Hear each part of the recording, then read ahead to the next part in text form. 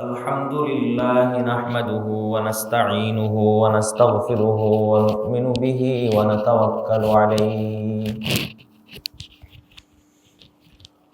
ونعوذ بالله من شرور أنفسنا ومن سيئات أعمالنا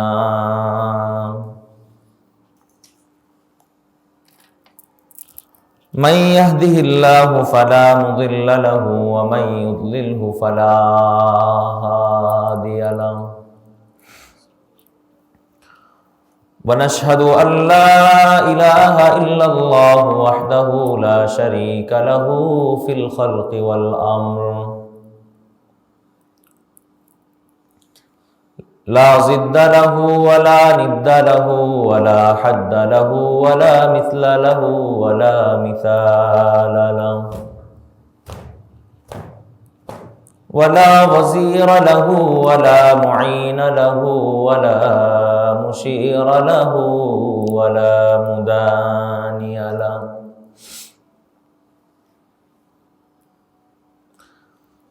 لا خالق إلا الله ولا مالك إلا الله ولا رازق إلا الله ولا محيي إلا الله ولا مميت إلا الله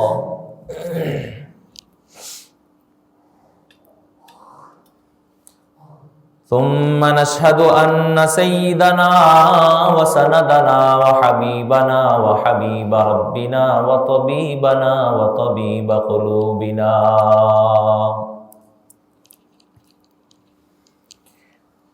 محبوبنا مقصودنا معصومنا أحسن الخلق وأجمل الخلق وأشرف الخلق الذي تمم الله به مكارم الأخلاق والنبوة صلى الله تعالى عليه وعلى آله وأصحابه الذين هم خلاصة العرب العرباء وخير الخلائق بعد الأنبياء وهم كالنجوم في السماء للاقتداء والاهتداء وهم مفاتيح الرحمة ومصابيح الغرر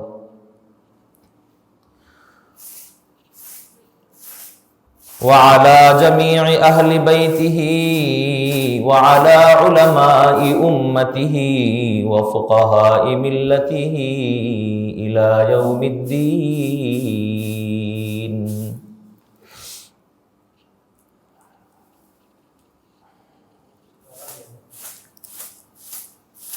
أما بعد فأعوذ بالله من الشيطان الرجيم بسم الله الرحمن الرحيم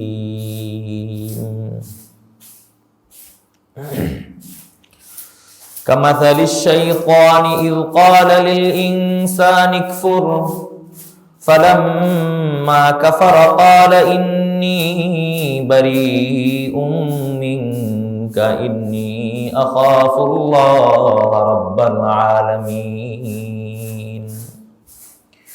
فكان عاقبتهما أنهما في النار خالدين فيها وذلك جزاء الظالمين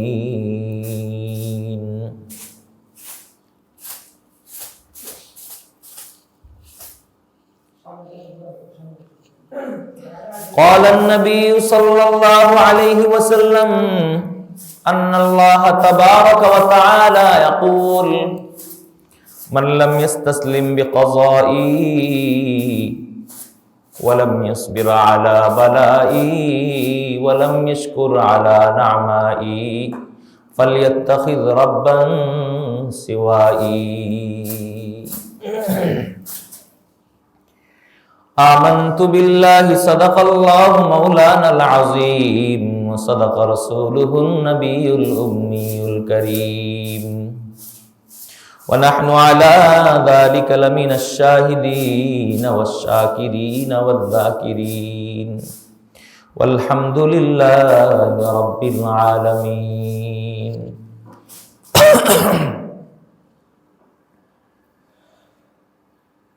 سبحانك لا علم لنا إلا ما علمتنا إنك أنت العليم الحكيم. سبحانك لا فهم لنا إلا ما فهمتنا إنك أنت الجواد الكريم. اللهم صل على روح محمد في الأرواح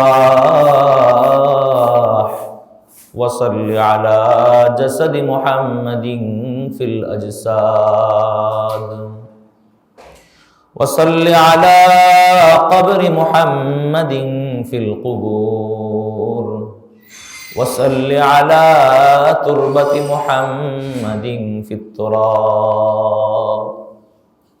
اللهم صل على سيدنا ومولانا محمد كلما ذكره الذاكرون وكلما غفل عن ذكره الغافلون.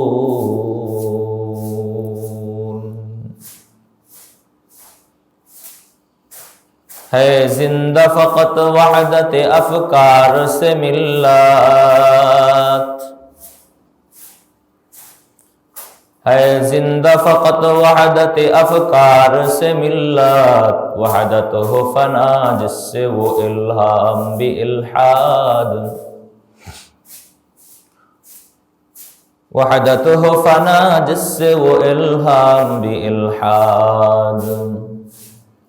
وحدت کی حفاظت نہیں بے قوت بازو، وحدت کی حفاظت نہیں بے قوت بازو، آتی نہیں کچھ کام عقل خدا داد، آتی نہیں کچھ کام عقل خدا داد. اے مرد خدا تجھ کو وہ قوت نہیں حاصل، اے مرد خدا تجھ کو وہ قوت نہیں حاصل، جا بیٹھ کے سیگار میں اللہ کو کر یاد، جا بیٹھ کے سیگار میں اللہ کو کر یاد. مسکینی و محکومی و نومیدی جاوید، مسکینی و محکومی و نومیدی جاوید، جس کا یہ تصوف ہو وہ اسلام کا ایجاد. ملا کو ہے جو ہند میں سجدے کی اجازت،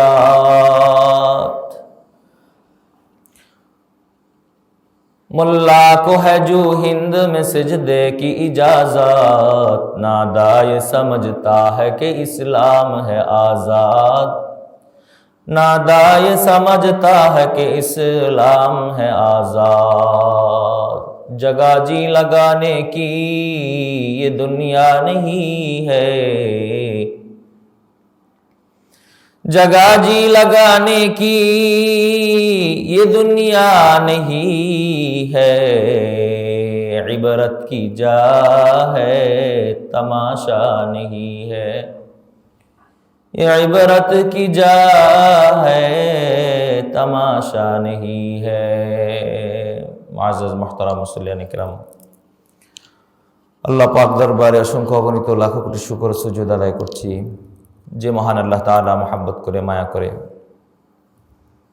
আরবি জামাদাল উখরা মাসের প্রথম সপ্তাহে প্রথম তারিখে জুমার নামাজ আদায়ের উদ্দেশ্যে আল্লাহ তাআলা আমাদেরকে সমবেত হওয়ার তৌফিক দান করেছেন।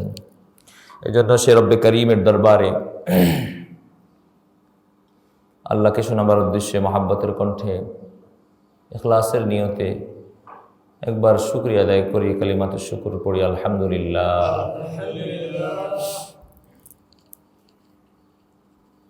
আপনাদের সামনে কোরআনুল কারীমের সূরা হাশরের 16 এবং 17 নম্বর আয়াত তেলাওয়াত করেছি। হাদিসে কুদসি হতে একটি হাদিস আপনাদের সামনে পাঠ করা হয়েছে, যেটা আল্লাহ তাআলার আরশে আজিমের নিচে লেখা আছে। আপনাদের দোয়া আর আল্লাহ পাকের তৌফিক যদি শামিল হাল হয়, কিছু আলোচনা করার তৌফিক চেষ্টা করব। আমা তৌফিক ইল্লা বিল্লাহ।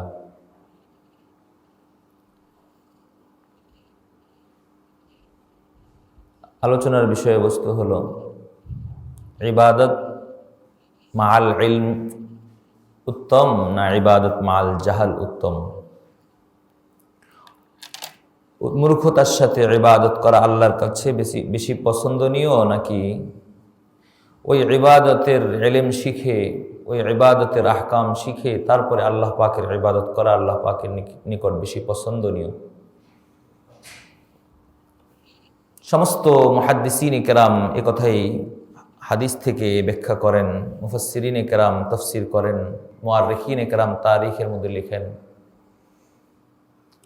শয়তান যত মানুষকে ধোঁকা দিয়েছে, যত আবেদকে ধোঁকা দিয়েছে, অধিকাংশ হাজারের মধ্যে 999% আবেদ ছিল তারা বেইলম আবেদ, মূর্খ আবেদ। ইলম না থাকার কারণে তাদেরকে আল্লাহ তাআলার কাছ থেকে দূরে সরাইয়া দিছে। মালউন শয়তান বলেন, নাউযুবিল্লাহ। খুব কম পাওয়া যায় তারিখের কিতাবের মধ্যে যে একজন আলেম, জাইয়্যিদ আলেম কে শয়তান ধোঁকা দিয়েছে। ধোঁকা দিচ্ছে, তবে কম। এই কথার দ্বারা এটাই প্রতীয়মান হয় যে ইবাদত মাআল ইলম আল্লাহ তাআলার নিকট 1000 গুণ বেশি উত্তম ইবাদত মাআল জাহাল থেকে। এজন্য এই বিষয়টি আজকে আপনাদের সামনে আলোচনা করার চেষ্টা করব। আমরা তো সবাই ইবাদত করি, আমরা তো সবাই আল্লাহকে সেজদা দেই, তারপরেও তো আমাদের দোয়া কবুল হয় না। কেন? তার কারণ অনেক আছে। আমাদের কেবলা তো আমরা মানি একটা, এক কেবলার দিকে ফিরে আমরা সেজদা দেই, কিন্তু নবীজির কথা আল্লাহ তাআলা বাস্তবায়ন করেছেন। এজন্য বাংলাদেশে কেবলার অভাব নেই, হাজার হাজার কেবলা হয়ে গেছে, বলেন নাউযুবিল্লাহ। বাংলাদেশি হাজার হাজার কেবলা। গুলিস্তানের মধ্যে প্রায় 15টা কেবলা আছে, চট্টগ্রামে 20টার উপরে কেবলা আছে। আল্লাহ তাআলা নবীকে ইরশাদ করে বলেন যে, নবী আজকে থেকে এই কেবলাটাই কেবলা, সমস্ত মানুষের কেবলা, মুসলমানের কেবলা। আর আজকে বাংলাদেশে দেখা যায় হাজার হাজার কেবলা হয়ে গেছে, তারপরে দোয়া কবুল হয় না। যে বাবার কাছে, ভণ্ড বাবার কাছে মুরিদ হইতে যায়, ওই বাবার কবরটাই তার জন্য কেবলা, ওই বাবার মাজারটাই তার জন্য কেবলা। সেই মেসেজ বাবা থেকে শুরু করে যত বাবা আছে, সব বাবার খোলাসা হলো মূর্খতা, ইবাদত করে মূর্খতার সাথে। এজন্য আমাদের দোয়া কবুল হয় না। আমরা সুন্নত তরিকায় দোয়া করতে জানি না। এক কেবলার দিকে ফিরে সুন্নত অনুযায়ী যদি দোয়া করি, বান্দা দোয়া করার সাথে সাথে আল্লাহ তাআলা সব দোয়া কবুল করেন।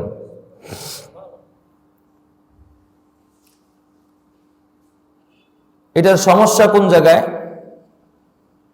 এটার সমস্যা হলো আমরা আমাদের শারীরিক যেমন চিকিৎসা করি, আমরা আমাদের শরীরের যেমন চর্চা করি, চিকিৎসা করি, ভালো মন্দ দেখি বা বুঝি, কিন্তু আমাদের শরীরের ভিতরে একটা অংশ আছে, এই অংশটা আজ পর্যন্ত কেউ দেখে নাই, দেখা যায়ও না, দেখা সম্ভব না, ধরা ছোঁয়া যায় না। এই অংশটার চিকিৎসা, এই অংশটার কোনো ট্রিটমেন্ট আমরা করি না। এই অংশ চিকিৎসা না করার কারণে হাজার হাজার মানুষ দিন থেকে, ইসলাম থেকে গোমরা হয়ে যাচ্ছে। মুসলমানের বাপ দাদা মুসলমান হওয়া সত্ত্বেও সে ইসলাম থেকে দূরে চলে যাচ্ছে। যদিও সে মুসলমানদের কবরস্থানে আছে, কিন্তু ময়দানে মাহশারে সে মুশরিকদের কাতারে উঠবে, বলেন নাউযুবিল্লাহ। মুসলমানদের সফে আছে, নামাজের সফে আছে, কাতারে আছে, কিন্তু হাসরের ময়দানে সে মুশরিকদের কাতারে উঠবে, বলেন নাউযুবিল্লাহ। আত্মা যেটা বাম দুধের 4 আঙ্গুল নিচে, বাম দুধের 4 আঙ্গুল নিচে একটা গোশতের টুকরা আছে, যাকে হাদিসের ভাষায় বলা হয় কলব। কলবুন এটা আরবি শব্দ, যার অর্থ হলো পরিবর্তনশীল। এত পরিবর্তন হয়, কলব মা ইয়াতাকাল্লাবু, যেটা খালি বারবার পরিবর্তন হয় তাকে কলব বলে। সেই এমন একটা কলব আল্লাহ তাআলা প্রত্যেকটা মানুষের দিলের মধ্যে দিয়ে দিচ্ছেন। ওই গোশতের টুকরাটা প্রত্যেকটা মানুষের ভিতরে আছে। ওই টুকরাটা শুদ্ধ না হওয়ার কারণে, ওই টুকরাটাকে ইসলাহ না করার কারণে আজকে আমাদের মধ্যে এত সমস্যা, আজকে আমাদের মাঝে এত জাহালাতি, এত মূর্খতা। ওই টুকরাটা শুদ্ধ করতে হবে, ইসলাহ করতে হবে। বলেন যে এটা কি ডাক্তারের দোকানে পাওয়া যায়? এটার ওষুধ ডাক্তারের দোকানে, জাহিরি বাহ্যিক ডাক্তারের দোকানে পাওয়া যায় না।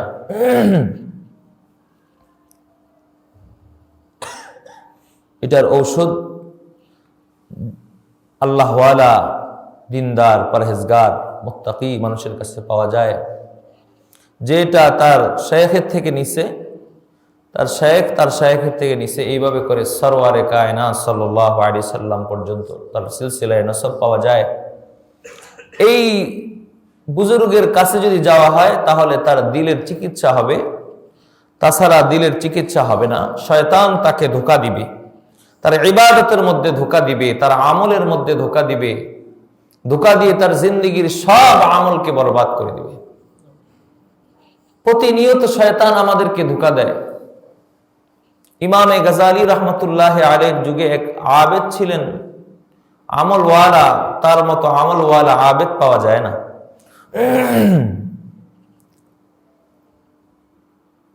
40 বছর পর্যন্ত তার তাহাজ্জুদ কাজা নাই, ইশরাক চাষ্ট কাজা নাই, মুস্তাহাব পর্যন্ত তার ছুটে না, এমন আবেদ ইমাম গাজালি রহমতুল্লাহ আলাইহির সমবয়সী মানুষ। শয়তান বেচারা দেখলো যে আল্লাহর বান্দাকে কিভাবে ধোঁকা দেওয়া যায়, যেহেতু সে শুধু আবেদ, তার মধ্যে কোনো ইলম নাই। ভোর রাত্রে একদিন দরজার কাছে আইসা দরজা নক করতেছে, আবেদের দরজা। কে আপনি এত রাত্রে আজকে আমাকে খুঁজতে আসছেন?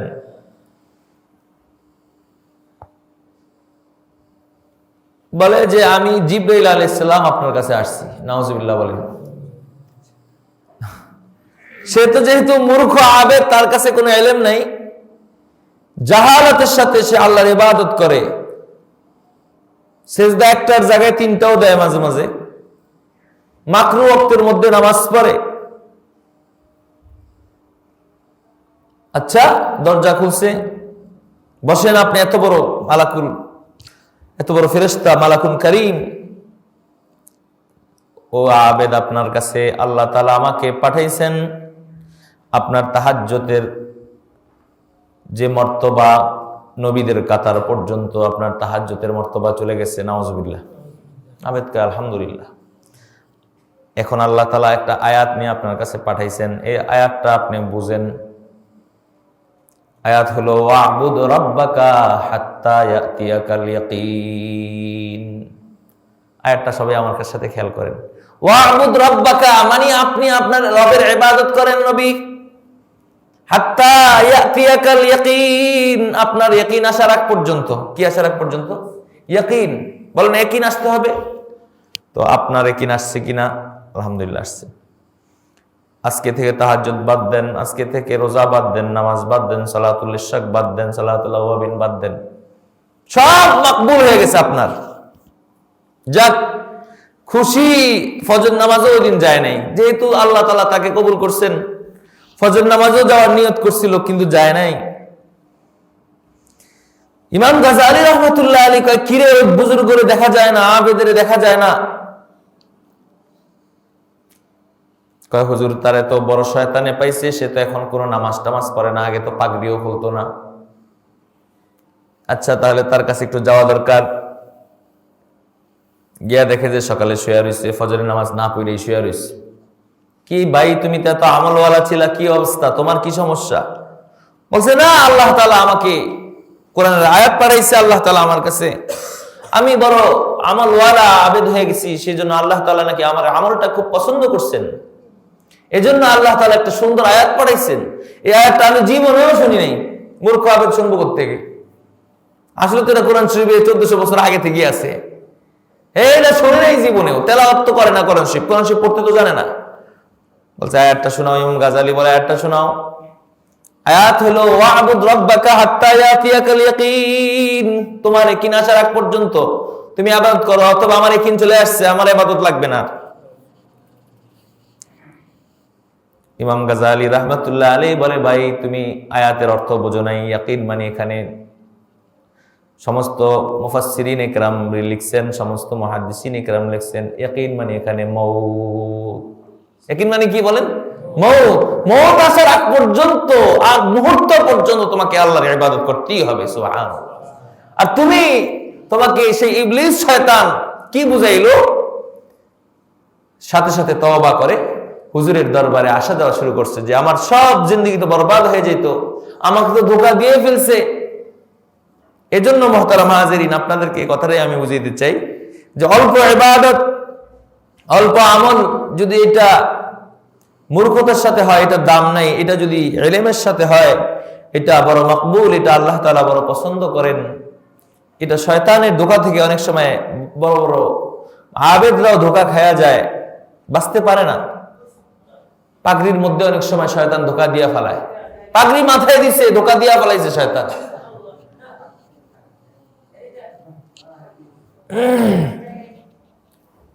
তো আমাদের বলতেছিলাম যে আমাদের যে কলবের রূপটা, এটার জন্য ট্রিটমেন্ট করতে হবে, চিকিৎসা করতে হবে। ট্রিটমেন্ট আর চিকিৎসা যদি না করা হয়, তাহলে আমাদের কলব সাফ হবে না, পরিষ্কার পরিচ্ছন্ন হবে না। আমার কাছে যতটুকু ইলম আছে, আমল আছে, আমি মনে করতে হবে যে এটা যথেষ্ট না। এটা জান্নাতে যাওয়ার জন্য কিনা যথেষ্ট না, আরো বেশি ইলম লাগবে, আমল লাগবে। এই জন্য আমার যুগে যে সবচেয়ে বড়, তার কাছে আমাকে যেতে হবে। কেউ যদি মনে করে যে 5 ওয়াক্ত নামাজ করি, ইবাদত করি, অতএব আর কোনো বুজুর্গের কাছে যাওয়ার দরকার নাই, কোনো আহলুল্লাহর কাছে যাওয়ার দরকার নাই, কোনো আলেমের কাছে যাওয়ার দরকার নাই, মনে করতে হবে তাকে শয়তানে ধোঁকা দিচ্ছে, তাকেও শয়তানে ধোঁকা দিছে। সে একজন আলেমের কাছে যাইতে হবে। জাহিরি ইলম আপনি অনেক শিখছেন, কিন্তু কোনো লাভ হবে না।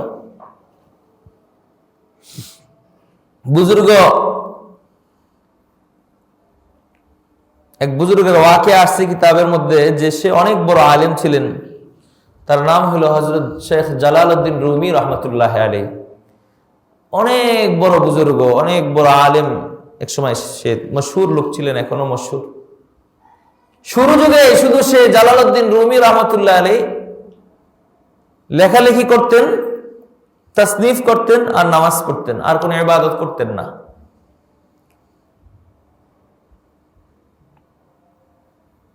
তিবরিজ শহরের একজন বড় বুজুর্গ ছিলেন, তার নাম হলো শামসুদ্দিন তিবরিজি রহমতুল্লাহ আলাইহি। আল্লাহ ওয়ালা, আহলুল্লাহ। সে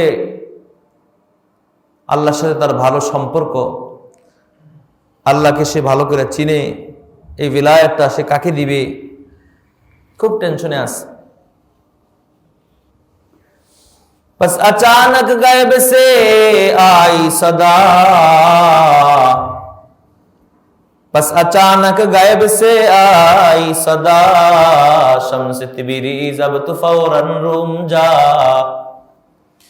शम्स तिबरीज अब तो फौरन रूम जा, खुद बखुद कामिल नशद मुल्लाए रूम, खुद बखुद कामिल नशद मुल्लाए रूम, ता गुलामे शम्स तिबरीजी नशूम, ता गुलामे शम्स तिबरीजी नशूम। तिबरीजी रहमतुल्लाह आलैहि টেনশনে পড়ে গেছেন যে আমার এই আমানতটা কার সিনার মধ্যে দিয়া তাকে আল্লাহর সাথে পরিচয় করায়া দিব।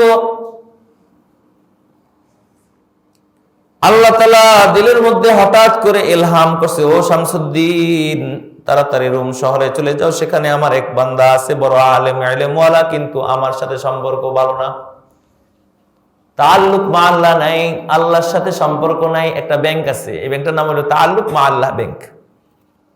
এই ব্যাংকটার নাম কি বলেন? তাআল্লুক মা আল্লাহ। বলেন কি নাম? মুখ খুলতেই হতো, আপনারা বুঝেন না কথাটা। তাআল্লুক মা আল্লাহ মানে আল্লাহর সাথে সম্পর্ক হওয়ার একটা ব্যাংক। এই ব্যাংকটার মূল ব্যাংক হলো 7 আসমানের উপরে। এই ব্যাংকটা একটু কথা বলি 2 মিনিট, তারপরে এই দিয়ে যাব। 2000 সালে যখন বাংলাদেশে জিএমবি ধরা শুরু হইল, হরকতুল জিহাদ, আপনাদের অনেকের মনে আছে কিনা, আমরা তখন ছোট, যারা মুরব্বী তারা হয়তো বলতে পারবেন। সারা বাংলাদেশে হরকতুল জিহাদ নামে একটা ঈদ মশহুর হয়ে গেছিল। তালেবান, শুনছেন না? এটা এখন বন্ধ হয়েছে। তালেবানকে ধরে দুইটা খালি ফাঁসি দিত, নিয়ে যেত। আমেরিকা খুব খেপছিল, 1/11 কথা বলতেছি।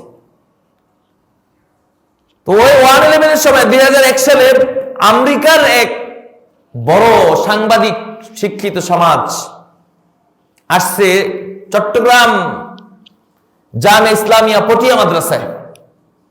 সারা বাংলাদেশের মধ্যে দ্বিতীয় স্থানে যে মাদ্রাসা, হাটহাজারীর পরে জামে ইসলামিয়া পটিয়া, যেটা মুফতি আব্দুল আজিজ সাহেব রহমতুল্লাহ আলী যে মাদ্রাসার বাণী ছিলেন, যিনি প্রতি মাসে আফ্রিকার জঙ্গলে গিয়া একটা আবদালদের সাথে মেহনত করতেন। পটিয়া মাদ্রাসায় আইসা দেখে যে বিশাল মাদ্রাসা। এই মাদ্রাসার মুহতামিমকে, প্রিন্সিপালকে সাংবাদিক বলল যে প্রিন্সিপালের রুমে আমাকে নিয়ে যাও।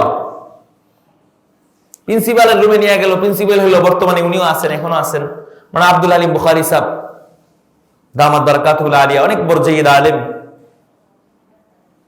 কুশল বিনিময় হওয়ার পরে, মুসাফা মুআনাকা হওয়ার পরে বলল যে হুজুর, আপনার সাথে কিছু আমার কোশ্চেন আছে, প্রশ্ন আছে, একটু কথা বলতে হবে।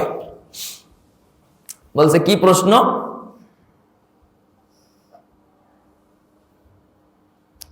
এই যে এত ছাত্র, কত অনেক ছাত্র, এরা কি, এদের নাম কি? এদের নাম হলো তালেবান।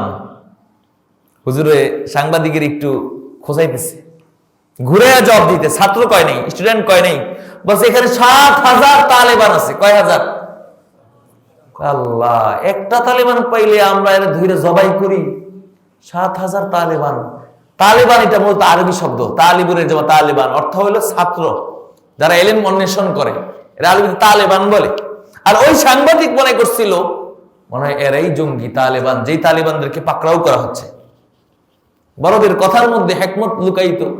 আচ্ছা, এত তালেবান এখানে, সরকার কিছু বলতেছে না? কিছু বলতেছে না, কিছু সরকার আমাদেরকে বলতেছে না। তো আচ্ছা, এখানে কি করা হয়? এখানে আল কায়দা পড়ানো হয়। খেয়াল করেন, কি পড়ানো হয়? ওই যে বগদাদি কায়দা আছে না, আপনারা দেখছেন না, ছোট বাচ্চাদেরকে যে পড়ায়। আগের যুগে তো এটা যে পড়তে পারতো, হেই বহুত বড় আলেম, বুঝলেন না? এক জায়গায় নাকি জামাই গেছে, খুব হাবা কাবা পইরা, পরে শ্বশুর মিয়াই জিগায়, শাশুড়ি জিগায়, কেমন জামাই কি পড়ছে? শুনলে তুমি ভয় পেয়ে যাইবা, এটা বলা যাবে না। তারও শুনি না, কি অত বড় আলেম আমার জামাই। কায়দায়ে বগদাদি শরীফ পড়ছে। কি পড়ছে? আমার জামাই কায়দায়ে বগদাদি শরীফ পড়ে নিছে। আল্লাহু আকবার। তাহলে তো জামাইয়ের কাছে মেয়ে বিয়ে দিতে হইব। মাশাআল্লাহ। কায়দায়ে বগদাদি মানে আলিফ বা তাসা, ওই যে বড়টা, বড় অক্ষরে আলিফ বা তাসা লেখছে না, এর আগের যুগে কায়দায়ে বগদাদি এখনো একটার মধ্যে পাওয়া যায়। এই শাশুড়ি খুশি, বহুত বড় আলেম, এরকম আর কি, ধোকা দেওয়ার কথা আর কি। আচ্ছা, তাহলে এখানে আল কায়দা পড়ানো হয়। আল কায়দা তো পাকিস্তান, আফগানিস্তানে ধরা হয় আল কায়দা, আর এখানে আল কায়দা পড়ানো হয়। আল কায়দার দ্বারা উদ্দেশ্য হইল কায়দা আর কি, আমপারা কায়দা আছে না, ওই কায়দা। ওইটার মধ্যে, আল কায়দার মধ্যে কি আছে হুজুর? আল কায়দার মধ্যে কি আছে? হরকতুল জিহাদ। হরকত আছে, হরকত, হরকত জের জবর পেশ। আর ওই সাংবাদিক মনে করছে যে হরকত মানে হইল ট্রেনিং। হরকত মানে কি? ট্রেনিং। আচ্ছা, এই লোকটা এমন করে কেন? কি হিসাব রে?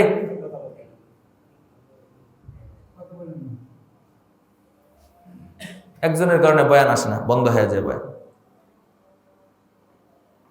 বেহুদা মানুষ।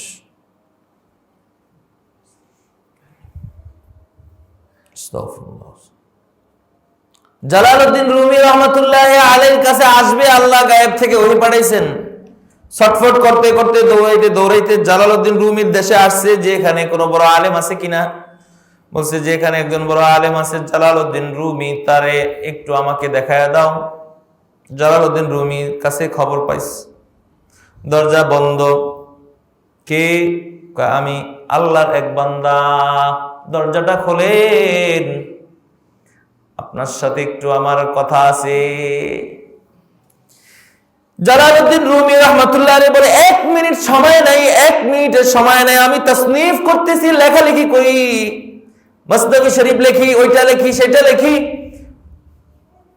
এই তাফসীর গ্রন্থ লিখতে লিখতে আমার পান্ডুলিপি অনেক বড় হয়ে গেছে। আমার রুমে কোনো জায়গা নেই, কোনো মেহমানকে বসানোর কোনো ব্যবস্থা নেই। বলে যে আমি দাঁড়ায় থাকবো, আপনার সাথে দাঁড়ায় দাঁড়ায় কয়েক মিনিট কথা বলবো। শামসুদ্দিন তিবরিজি রাহমাতুল্লাহ আলাইহি দরজার সামনে দাঁড়ানো, জালালউদ্দিন রুমি রাহমাতুল্লাহ আলাইহি দরজা খুলছে, সালাম হচ্ছে, চিনে না, পরিচিত নাই। কে আপনি? বলছে আমি এক পাগল, আল্লাহর এক পাগল, আসছি তোমার কাছে। ওগুলা কি? এগুলা হইল কিতাব, আমি সব লেখা এগুলা এখানে জমা করে রাখছি। আমার পরে কিয়ামত পর্যন্ত যত উম্মত আসবে, আমার নবীর উম্মতরা এই কিতাবগুলা পড়ে পড়ে আল্লাহর সাথে সম্পর্ক করবে, আলেম হবে। বলছে এই কিতাবগুলা আমি একটু দেখতে পারি?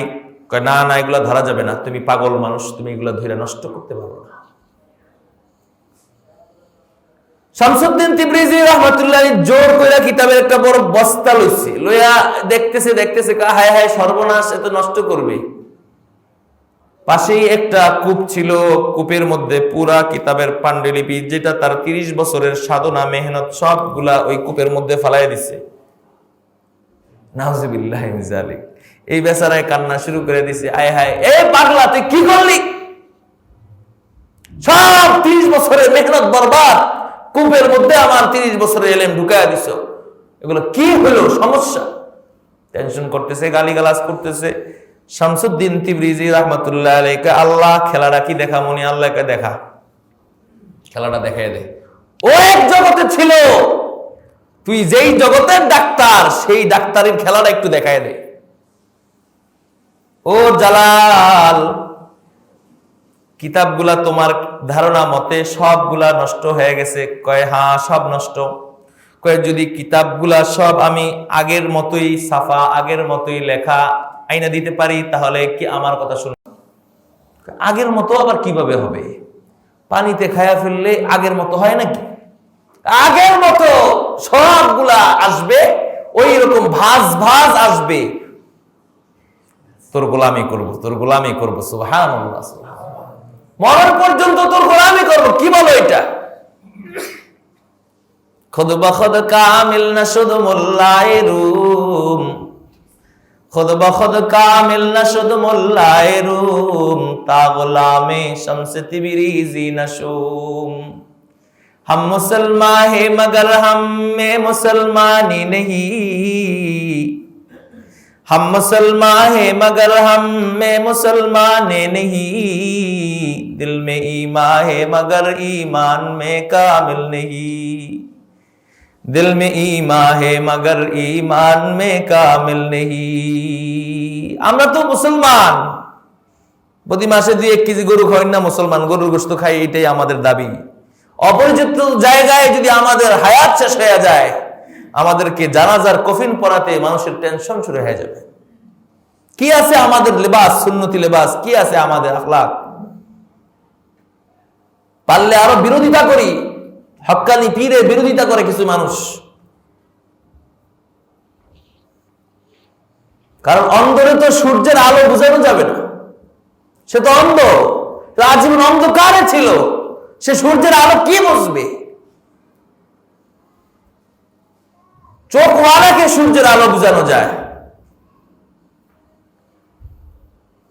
নাই তো, খুঁজেও তো পাওয়া যায় না, সব ভণ্ডামি।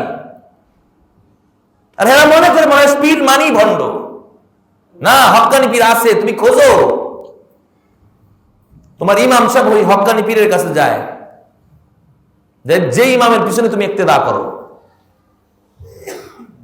এক পয়সার মূল্য নাই, আমাকে এক পয়সা দিয়ে কেউ জিগাবে না। আমার বাবারও জিগায় নাই, দাদারও কেউ জিগায় নাই, আমার কে জিগাবে? আসি তো সালাম দেয়, নাই তো নাই। বুঝবেন না কথা এগুলি, বুঝতে বহুত দেরি আছে। মানবিক কথা এগুলি বুঝবেন না। কয় তোমার গোলামি করবো, মরণ পর্যন্ত তোমার গোলামি করবো।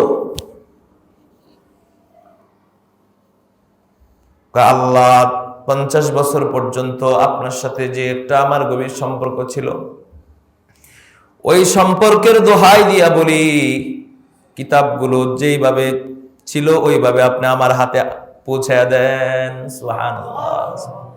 যেইভাবে কিতাবগুলা ছিল জালালউদ্দিন রুমি রহমাতুল্লাহ আলাইহির টেবিলে, ওইভাবে কিতাবগুলা সব হাজির হয়ে গেছে। সুবহানাল্লাহ।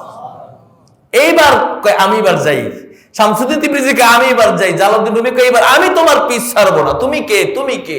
তোমার পরিচয়টা একটু দাও।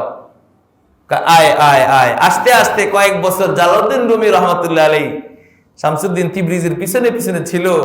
কয় তুই 100 বছর যদি পড়তি তাহলে এই জিনিসটা পাইতি না। সেটা হইলো আল্লাহর সাথে আমার একটা সম্পর্ক আছে, ওই সম্পর্কটা তোরে দিয়ে দিলাম। আয়। বুকের মধ্যে সিনার মধ্যে জড়ায়া ধরলেন, বলছে আল্লাহ আমার দিলের মধ্যে যে তোমার ভালোবাসাটা আছে এটা জালালউদ্দিনের দিয়ে দিলাম, দিয়ে দিলাম, দিয়ে দিলাম। বাস পুরো দুনিয়া এখন জালালউদ্দিনকে চিনে। এইটারে কয় হক্কানি পীর। এটাকে বলে হক্কানি পীরের দরবার। হাজার কেবলা, এটা হক্কানি পীরের দরবার না। হক্কানি পীরের একটা মুস্তাহাবও ছোটে না। আর আমাদের ফরজ ছুটে যায়, সুন্নত তো নাই। অলিপুরি সাহেব একবার এক পীরের বন্ড পীরের লাগে মোনাজারা করতে গেছে, তো বন্ড পীরের দাড়ি নেই, পীর তো দাড়ি নেই। অলিপুরি সাহেব তো আল্লাহ হুজুরের হায়াত বাড়ায় দেখ, হুজুর এখন আছেন। হুজুর কয় কিরি কার লাগে মোনাজারা করতে আসছি? এটা কি পাগল? এটা বলে পীর সাহেব, এটা দিয়ে পিচাস। আচ্ছা আচ্ছা, আপনার যে দাড়ি নেই আপনি কি পীর? সাপ্পান সাপ্পা কান্নাহুম বুনিয়ানুম মারসুস, একটু দাড়ি নাই। কইতেছে লাইসাল লিহিয়াতু ফিল ইসলাম। কয় দাড়ির মধ্যে কি ইসলাম লটকে থাকে নাকি? অলিপুরি সাহেবকে বলতেছে। নাউজুবিল্লাহ কইবেন না? হে পীর সাহেব, কয় দাড়ির মধ্যে কি ইসলাম লটকে থাকে? আমি দাড়ি রাখবো? এটা তো মনের বিষয়। আমার মনটা খুব সাদা, আমি হইলাম সবচেয়ে বড় গাদা। দেখবেন নামাজ পড়ে না, দাওয়াত দিলে মন খারাপ হয়ে যায়, বলে যে হ্যাঁ মন খুব সাফ আছে, আমার খুব ফ্রেশ মন, আমি কারোর লাগে ধোকাবাজি করি। সবচেয়ে বড় ধোকাবাজ তুই, সবচেয়ে বড় ধোকাবাজ। যে এলাকায় থাকো না কেন তুই ধোকাবাজ। তুই মন্ত্রীর গাড়ির ড্রাইভার হস না কেন, তুই ধোকাবাজ। মন সাদা, যে নামাজ পড়ে সে সবচেয়ে বড় নিকৃষ্ট চোর।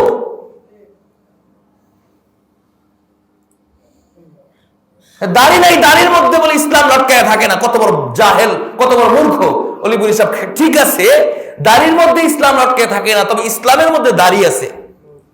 অলিপুরি সাহেব বলতেছেন দাড়ির মধ্যে তোমার ইসলাম লটকায় থাকে না, তুমি যে বলছো ঠিক আছে, আমরাও এটা বলবো না, তবে ইসলামের মধ্যে একটা কি আছে, দাড়ির একটা কি আছে, মেয়ার আর মেজাজ আছে। সেই হিসাবে তুমি রাখা দরকার ছিল। আল্লাহ রাসূল কোনদিন দাড়িতে পোস্ট লাগাইছে নবুয়তের আগে পরে?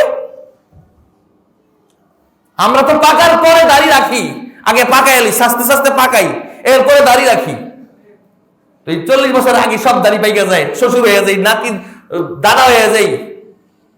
সুন্নতের জিন্দেগির উপরে যদি চলতাম তাহলে 60 বছর পর একটা দাড়ি পাকতো না আমার। কারণ এটা মেজাজ। ডাক্তারকে জিজ্ঞেস করেন দাড়ি কেন পাকে?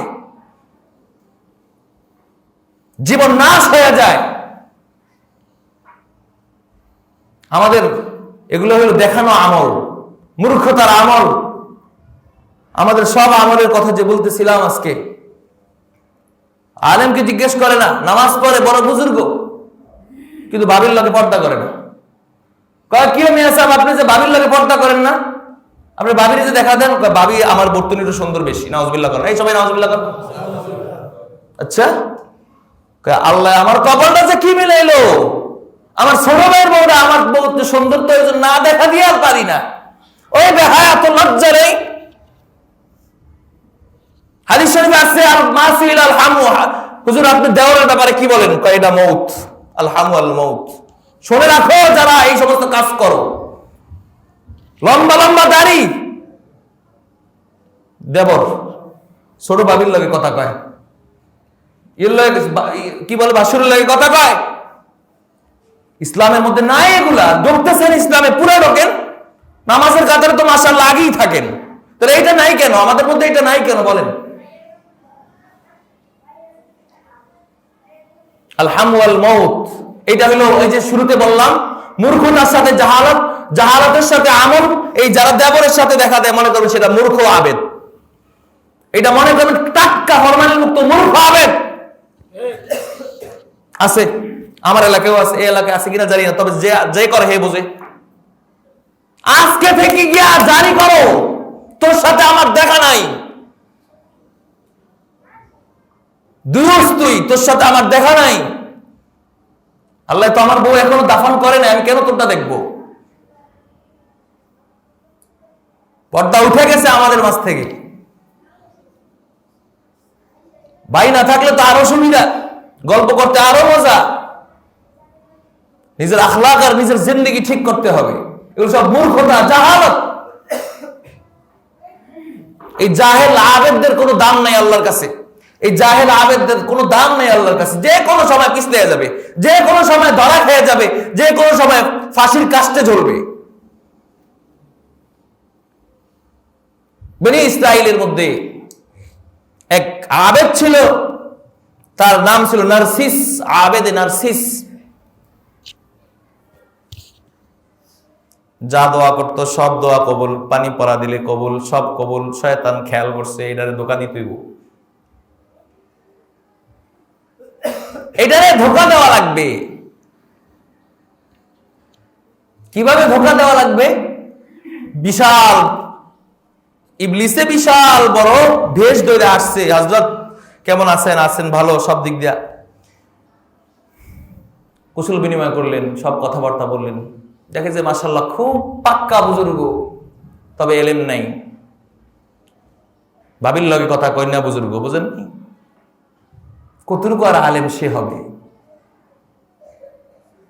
আমাদের খাস লোকদের মধ্যে যাদেরকে আমরা খাস নামাজি মনে করি, খাস নামাজি মনে করি, ও একই অবস্থা, এক সবগুলো স্তরের হালুয়া। এক নজর আপনি ভাবির দিকে কেন দিলেন? এটা সাহসটা কিভাবে পাইল সে? এটা আপনার বাচ্চার মধ্যে আসর পড়বে। সুদখোরের কথা বাদ দিলাম, সুদখোররা তো বাদ, যারা সুদ খাইতে খাইতে খাইতে ঘর বেচছে, ঘর বেচার পরে বউ বন্ধক রাখছে, এরপরে আমার জীবন বন্ধক রাখলাম, তাও সুদ ছাড়বো না, এখন কথা বাদ। এই সুদখোরের কথা বাদ। এই সুদখোরের পোলা বড় সুদখোরের ইবাদত করলো কোনো কবুল হবে না। ইবাদত খসিস বদকার আছে, সেই এই রিয়াটা, এই বাবাটা উঠে না কি জন্য বুঝতেছি না। কে কাকে বলবে কথা, কে কাকে বলবে? এই সুদখোরগুলো হেদায়েত করবে কে?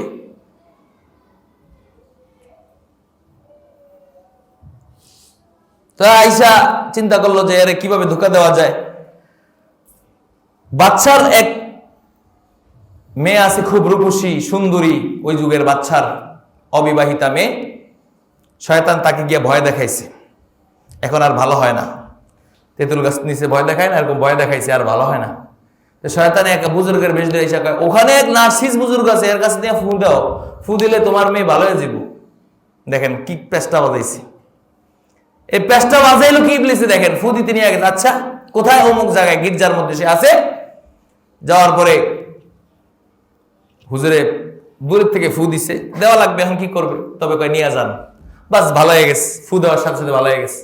শয়তান দেখলো যে না, এই মেয়ের তো হজরতের খানকা শরীফে রাখতে হইব। হজরতের খানকায় না রাখলে হজরতের দোয়া কবুল হওয়ার ই করা যাবে না, নষ্ট করা যাবে না। আবার গেছে, আবার ভয় দেখাইছে মেয়েকে, জন্মের অসুস্থ হয়েছে। এবার হজরতের খানকা শরীফে 1 মাস রাখতে হবে, হজরতের সোহবতে থাকবে, তারপরে আপনার মেয়ে ভালো হবে। আচ্ছা, হযরতের খানকায় থাকবে আমার মেয়ে? আচ্ছা ঠিক আছে। এবার হযরতের কাছে গেছে, বলছে না আমার খানকায় এই সমস্ত অবিবাহিত মেয়ে থাকতে পারবে না। খুব জোর করছে, কয় না হযরত হাদিয়া দিমু, দিরহাম দিমু, দিনার দিমু, টাকা দিমু, পয়সা দিমু। কারণ মূর্খ হবে তো। ঠিক আছে, তাহলে পাশের একটা খালি কামরা আছে, এটার মধ্যে রাইখা দেন, আমি আমার কাজ করব। ইবলিসে পাইছে। ঠিক আছে, এদিক দিয়ে হযরতে রোজা রাখে দিনে যাতে সমস্যা না হয়, আবার রাত্রে আল্লাহর কাছে ইবাদত করে যে আল্লাহ, 1 মাস পর্যন্ত চলছে এইভাবে। হঠাৎ করে বিশ্বাবের নজর ওই মেয়ের দিকে পড়ছে, ভালো লেগে গেছে, মহব্বত জমে গেছে। বাস কয়েকদিন সম্পর্ক হইতে হইতে হযরতে মেসেজ বাবা হচ্ছে। কি বাবা বলেন? মেসেজ বাবা। এটা একটা বাবা আছে ভণ্ড, এর কাছে গেলি খালি মেসেজ করায়, এর নাম হলো মেসেজ বাবা। এরপরে বাচ্চা হয়, এরপর এইটা বরকত, এটা পিশাবের বরকত, এটা গ্রহণ করো। এটা হলো পিশাবের বরকত, নাম দিছে মেসেজ বাবা। আল্লাহ মাফ করুক, কি অবস্থা! আমাদের দোয়া কিভাবে কবুল হবে? হাজার হাজার কেবলা আমাদের দেশে, কিভাবে আমাদের দোয়া কবুল হবে বলেন? কেবলা থাকবে মাত্র একটা, সব বাবাদের সব নামে কেবলা। পরে যাই হোক, বাচ্চা তো এখন পেটে চলে আসছে। আয় হ্যাঁ, এখন শয়তান আইসা কয়, হযরত এই বাচ্চা যদি হয়ে যায়, আপনি যা কাম ঘটাইলেন, আপনি তো বড় আবেদ, এই বাচ্চা হয়ে গেলে আপনি ফাঁসি হয়ে যাবে। আপনি মেয়েটারে জবাই কইরা আপনি গির্জার পাশে দাফন করে রাখেন, তাহলে ওরা আসলে বলবেন যে মারা গেছে, বা একটা বলে দিবেন। কথা তো ঠিক, কথা তো বাস্তব। বাস মেয়েরে জবাই করে, নাউজুবিল্লাহ, ওই নার্সিস আবেদ ভণ্ড পীর জবাই করে মেয়েরে গির্জার পাশে দাফন করে দিছে। আসছে, আমার মেয়ে কোথায়? বাচ্চা, আমার মেয়ে কোথায়? আপনার মেয়ে আল্লাহর কাছে চলে গেছে। বাস অন্য রাওয়ায়াতে আছে, শয়তান গিয়ে কয় না, মিথ্যা কথা বলছে, এই মেয়ের সাথে জিনা করছে। জিনা করার পরে পেটে বাচ্চা আসছে, বাচ্চা আসার পরে জবাই করে দাফন করছে আপনাদের ভয়। তাই নাকি? কয় এখানে। শয়তান দেখাই দিচ্ছে, কয় এখানে। খোঁড়ার পরে দেখা যায় আসলে বাচ্চা সহ মেয়েকে জবাই করা অবস্থায় পাইছে। বাচ্চা কয়েকে, এর গির্জা ভাঙ্গো তাড়াতাড়ি, মূর্খ আবেদ ভণ্ডের গির্জা ভাঙ্গো। ভাঙ্গার পরে বলছে একে ফাঁসিতে ঝুলাও। ফাঁসিতে ঝুলাবে। এখন ফাঁসির কাস্টে যখন নিয়ে গেছে ঝুলাবে, রশি বাঁধছে, এখন টিপ দিবে, তখন আবার এই শয়তান গেছে। যে আয়াতটা আপনাদের সামনে পড়ছি, কামাসালিশ শাইতানি ইয ক্বালা লিল ইনসানি কফুর। শয়তানের উপমা হইল, শয়তান মানুষকে বলে, যখন ফাঁসি দিবে তখন কয়, একটা সূরত আছে, এতক্ষণ পর্যন্ত তুমি বাঁচতে পারো নাই, একটা সূরত আছে, তুমি এই ফাঁসি থেকে বাঁচতে পারবা যদি একটা আমাকে ছোট্ট করে সেজদা দাও। নাউজুবিল্লাহ বলেন। দেখছেন, দেখছেন কত বড় হারামি, দেখছেন? বাচ্চার মেয়েরে মারাইলো, হেরে ফাঁসি দেওয়া হইলো, সব করলেন, হের অবস্থা শেষ, শেষ জীবন নাশ হয়ে যাচ্ছে। ছোট্ট আমি ফাঁসি, আমার গলায় রশি, আমি কিভাবে সেজদা দিব? একটু ইশারা দিলেই হবে, এইটা দ্বারা যদি তুমি সেজদা উদ্দেশ্য নাও আমি খুশি। এমন ফাঁসির গলায় এমন ফাঁসি, এইভাবে মাথা নয়। শয়তান কয়, আনা বারি মিনকা, তুই জিন্দিক আর নাস্তিক হয়ে গেছস। এরপরই সুই টিপ দিছে, এরপরই ওই আবেদ দুনিয়া থেকে চিরবিদায় নিয়ে গেছে। নাউজুবিল্লাহ। পুরা জিন্দেগি বরবাদ। শেষ মুহূর্তে শয়তানকে এলেম না থাকার কারণে, ভণ্ডামি করার কারণে শেষ মুহূর্তে শয়তানের কে সেজদা দিয়া আল্লাহ থেকে দূরে চলে গেছে। এই হলো মূর্খ আবেদের ইতিহাস। আল্লাহ বলেন যে শয়তান সব কৌশল অবলম্বন করে শেষ মুহূর্তে গিয়ে এইভাবে আমাকে সেজদা করো। ফালাম্মা কাফারা, যখন সে সেজদা করে, ক্বালা ইন্নী বারিউম মিনকা, আমি তোর থেকে বাড়ি হয়ে গেলাম, আমার জিম্মাদারি নাই। ইন্নী আখাফুল্লাহ রাব্বুল আলামিন, আমি আল্লাহরে ডরাই। শয়তানি তখন বলে যে আমি আমার আল্লাহকে ডরাই, আল্লাহকে ভয় করি। এরপর শয়তান ওখান থেকে চলে যায়। এজন্য মহতারাম দোস্ত বুজুর্গ, আমরা ইবাদত করব, আমল করব, অল্প করব, তো এটাকে আল্লাহ সন্তুষ্টির জন্য করার চেষ্টা করব, এবং এটা যাই না করার চেষ্টা করব, মূর্খতার সাথে না।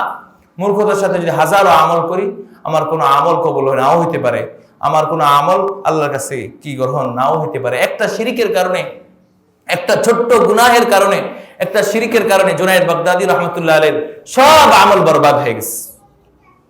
অনেক বড় বুজুর্গ জুনায়েদ বাগদাদী রাহমাতুল্লাহ আলাইহি শুধু একদিন একটু দুধ খাইছে। দুধ খাওয়ার পরে মেয়ে তাকে দুধ দিছে, দুধ খাওয়ার পরে বলতেছে আমার ঠান্ডা দুধ খাওয়ার কারণে পেট ব্যথা করতেছে। সব আমল বরবাদ। মারা যাওয়ার পরে, এই জুনায়েদ কি নিয়ে আসছো?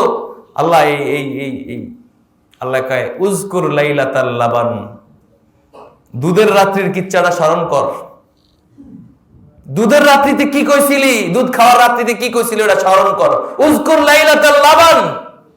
এরপরে জুনায়েদ কান্না শুরু করছে। হ্যাঁ, আরেকটা ছোট্ট আমল আছে। শীতকালে, শীতের মৌসুমে তুই ল্যাপের মধ্যে শুয়েছিলি, তোর প্রতিবেশী, ঘরের প্রতিবেশী একটা ছোট্ট বিড়াল ছিল। ওই বিড়ালটা মেও মেও করে কাঁদতেছিল। শীতের মধ্যে তার কোনো বস্ত্র নেই, বস্ত্রহীন। তুই মহাব্বত করে আমার মাখলুকটাকে লেপের মধ্যে শোয়াই দিছিলি। সুবহানাল্লাহ। ওই উসিলায় তোকে আজকে আমি জান্নাতের উচ্চ মাকাম দিয়ে দিলাম। এজন্য কোন ছোট আমলকেও ছাড়বো না, সুন্নত তরিকায় করে ফেলবো।